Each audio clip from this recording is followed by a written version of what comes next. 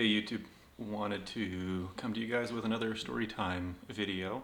This one I'm going to be talking to you about my journey towards 1 ounce of gold and what that looked like for me. So I got my first piece of gold that I purchased in 2019. And that was this 1/10 ounce American Gold Eagle here. I bought that for $160 shipped when I paid for it.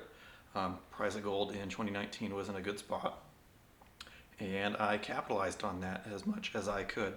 As many of you heard from my 100-ounce silver video, I became a dentist in 2019, so I had a lot of cash coming my way at that point in time, really good income, really low expenses, and that gave me a lot of good opportunities.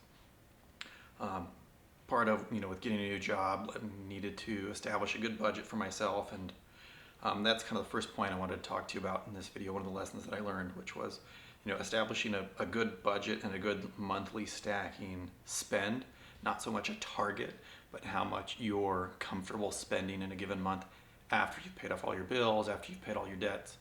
A combination of both silver and gold, the dollars that you want to put into it. The reason I say dollars in as opposed to silver out is price of silver is going to change, price of gold is going to change, but the dollars that you're going to have set aside, if you work a regular 9-to-5 job, it's going to be pretty consistent. If you're a contractor or you get bonus monthly, hey, that's great. But bonuses, overtime, things like that, you can't always rely on those predictably. So when that happens, great. If it doesn't happen, you don't want to be reliant on that, and have to potentially go a month without buying stuff or end up tight in your budget for a month, or even worse, having to sell off, some of your metals. One of the next coins that I got after that was this 1/10 ounce Krugerrand, great looking coin. A lot of these coins I got from guys on Instagram or through eBay.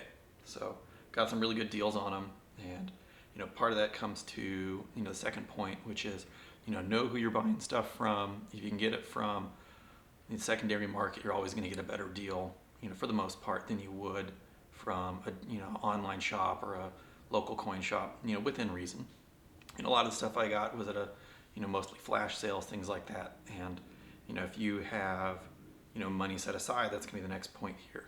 It lets you have really good buying opportunities. The next two that I got were another two 1/10 ounce Eagles, a lot of fractionals.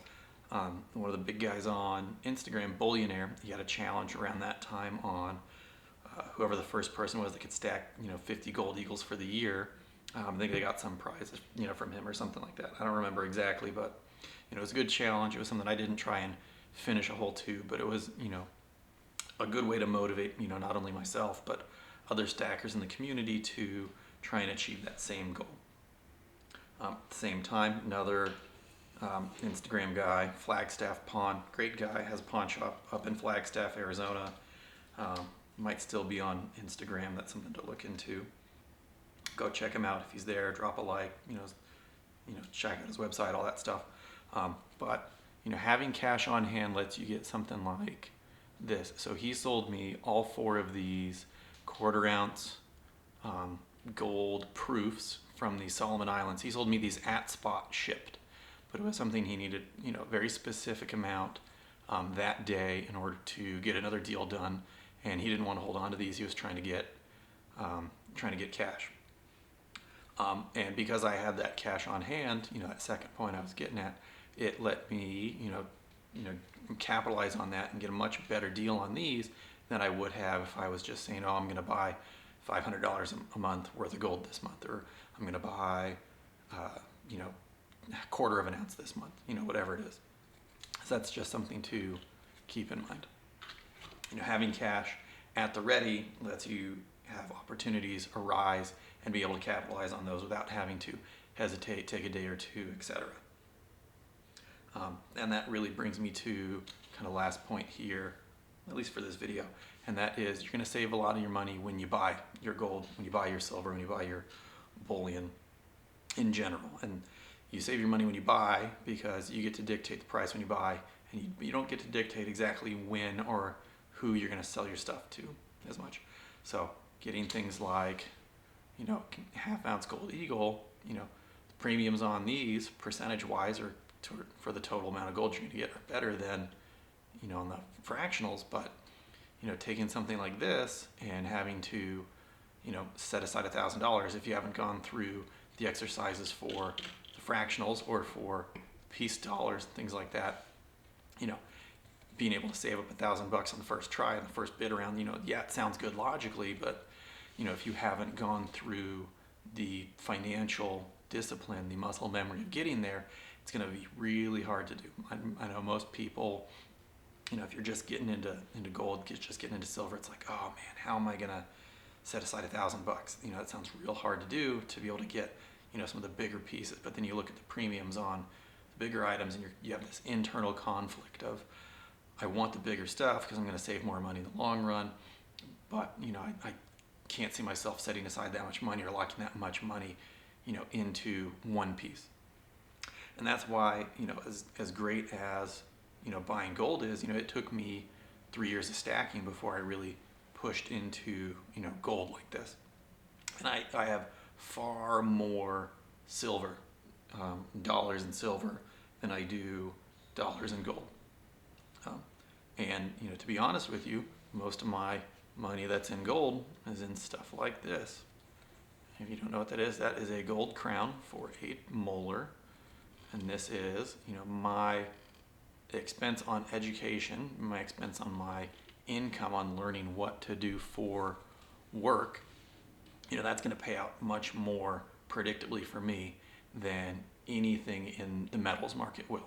And yeah, gold can go up to $3,000 an ounce, and silver can go to $100 or $500 an ounce. But not everybody's going to have cash on hand at that point. They can just immediately go out and buy gold and silver and all those things and turn over all their cash, and you're not going to get metals prices for all that stuff at that point. But the point I'm trying to make there is, growing your income is going to be more predictable than growing, your gold and silver stack. And you want to make sure that you're putting money aside from that new income, because that's, money you haven't grown into or your lifestyle hasn't expanded into. And that's honestly the best way to, see your gold and silver stack grow. And that's certainly how I saw my gold stack grow. When I first got my, first job as a dentist, I was working for another company, working for another dentist at the time.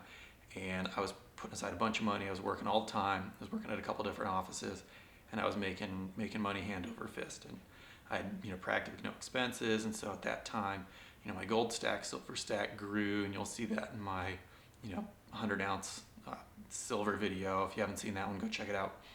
And I saw my stock portfolio, everything, I was just throwing money into stuff. So that way, number one, I wasn't sitting there staring me in the bank. And number two, I wasn't going out and buying a bunch of stupid stuff with it, like going out and buying a brand new Porsche or, or a Porsche for that matter, or, anything crazy. That was really it for this video, guys. I hope there was something you can take away from it. Leave some comments down below. If you enjoyed the video, leave a like, leave a thumbs up, subscribe to the channel. If you didn't like it, let me know. I like hearing all the feedback. Let me know what you guys think I should do for a next video, and I will see you on the next one.